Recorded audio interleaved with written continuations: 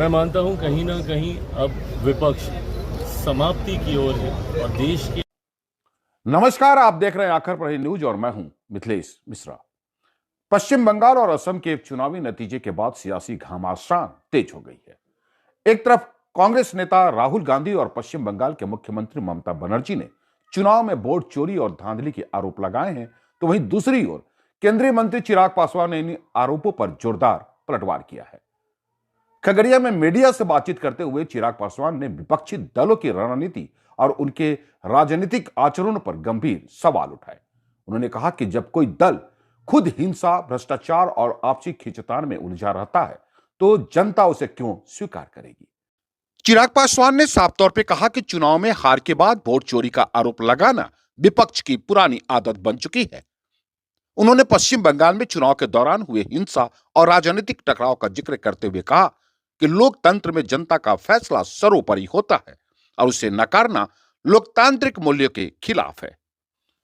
उन्होंने ईडी गठबंधन पर भी निशाना साधते हुए कहा कि इस गठबंधन का कोई स्पष्ट नीति, विचारधारा या साझा विजन नहीं है।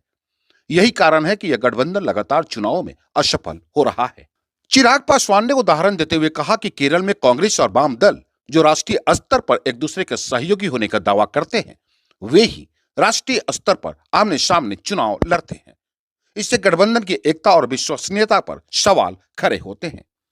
इसके उलट उन्होंने राष्ट्रीय जनतांत्रिक गठबंधन की एकजुटता की तारीफ करते हुए कहा कि एनडीए के सभी घटक दल साझा रणनीति और तालमेल के साथ चुनाव लड़ते हैं, जिसका नतीजा उनकी लगातार जीत के रूप में सामने आता है। चिराग पासवान ने पश्चिम बंगाल के चुनाव परिणाम को ऐतिहासिक बताते हुए कहा कि यह जीत केवल एक पार्टी का नहीं बल्कि जनता का विश्वास और विकास की राजनीति की जीत है। उन्होंने विपक्ष की आत्ममंथन करने की सलाह दी और कहा कि आरोप लगाने के बजाय जनता के मुद्दों पर काम करना ही लोकतंत्र का असली ताकत है। बंगाल की जीत अपने में एक ऐतिहासिक जीत है और एक भ्रम जो फैलाया जा रहा था विपक्ष के द्वारा कि बंगाल का एक ऐसा किला है जिसको ध्वस्त नहीं किया जा सकता, और ऐसे में मेरे प्रधानमंत्री नरेंद्र मोदी जी के नेतृत्व का ये करिश्मा है। और कहीं ना कहीं बंगाल की जनता ने जिस तरीके से डबल इंजन की सोच पर विश्वास रखते हुए, विकास पे विश्वास रखते हुए, भ्रष्टाचार, हिंसा, भय को नकारने का काम किया, मैं मानता हूँ ये अपने में एक ऐतिहासिक बड़ी जीत है, जिसने कहीं ना कहीं 2029 के चुनाव का भी रूपरेखा तैयार करने का काम किया। विपक्ष में जिस तरीके से गठबंधन के भीतर ही दरारें देखने को मिलती हैं, बंगाल में ही इंडिया अलायंस के लोग एक दूसरे के सामने, केरल में एक दूसरे के सामने, वहीं दूसरी तरफ हमारे एनडीए की एकजुटता और प्रधानमंत्री जी की सबका साथ सबका विकास की सोच, गृह मंत्री जी की रणनीति। और खुशी की बात यह है, पहली बार जिनके नेतृत्व में राष्ट्रीय अध्यक्ष के तौर पर चुनाव हो रहा था, नितिन नवीन जी, वो भी हमारे बिहार से, उनके नेतृत्व में पहला चुनाव और इतनी बड़ी जीत। मैं मानता हूँ कहीं ना कहीं अब विपक्ष समाप्ति की ओर है और देश की एक बहुत बड़ी आबादी प्रधानमंत्री जी के विकास की सोच के साथ अपने आप को जोड़कर विकास की राह पर चलने का कार्य करें। दिल्ली में खगड़िया के युवक की हत्या कर दी गई, शर्मनाक, निंदनीय। गृह मंत्री जी से भी हमारी मुलाकात अभी 2 दिन पहले हुई। इस विषय को उनके समक्ष रखा। मौजूदा हमारे खगड़िया से हमारे सांसद राजेश वर्मा जी परिवार से मिले, परिवार की बातों को, उनकी मांगों को उन्होंने सुनने का काम किया।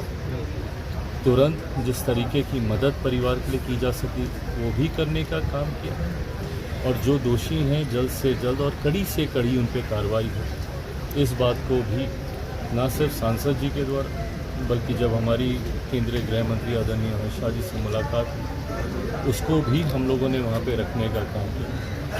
कहीं ना कहीं ये चिंता का विषय है कि अगर बिहारी होने की वजह से अगर टारगेट किया जा रहा है दूसरे राज्यों में रह रहे बिहारियों को लेकर या दूसरे देशों में रह रहे बिहारियों को लेकर, क्योंकि एक बड़ी आबादी दूसरे राज्यों में, दूसरे देशों में बिहारियों की रह रही है। ऐसे में हम लोगों ने बिहार फर्स्ट, बिहारी फर्स्ट के माध्यम से हमेशा ये मांग की है और ये चाहा है कि एक बड़ी आबादी बिहारियों की बिहार से बाहर रहती है। ऐसे में एक प्रवासी मंत्रालय का गठन होना चाहिए।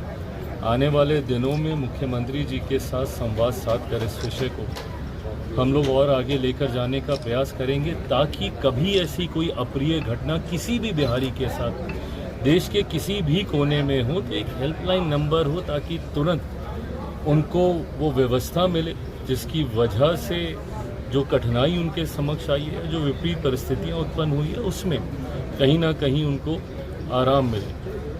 पर अगर ऐसी घटनाएं भविष्य में कभी दोबारा घटेंगी तो इतना मैं ज़रूर विश्वास दिलाता हूं कि हम लोग कम से कम इस पर कतई शांत नहीं बैठने वाले। गृह मंत्री जी से भी मिलके हम लोगों ने अपनी पीड़ा और आक्रोश दोनों को मजबूती से रखा है कि कतई ये बर्दाश्त नहीं किया जाएगा कि बिहारी होने के नाते किसी की हत्या कर दी जाए। सर पप्पू यादव को सर क्या कहना चाहिए? बराबर सर, और दूसरी जगह पे पुल गिर रहा है। कहीं पर भी अगर ऐसी घटना होती है वो चिंता का विषय है। ऐसे में जो भी दोषी हैं, 2001 का बना हुआ संभवतः ये पुल है।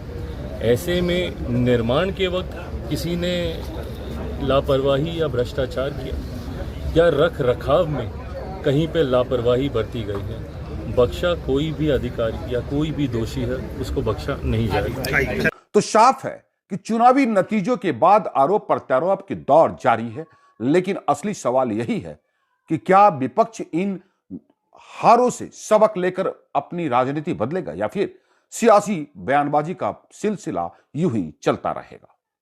आप देख रहे थे आखिर पर न्यूज और मैं हूं मिथिलेश मिश्रा।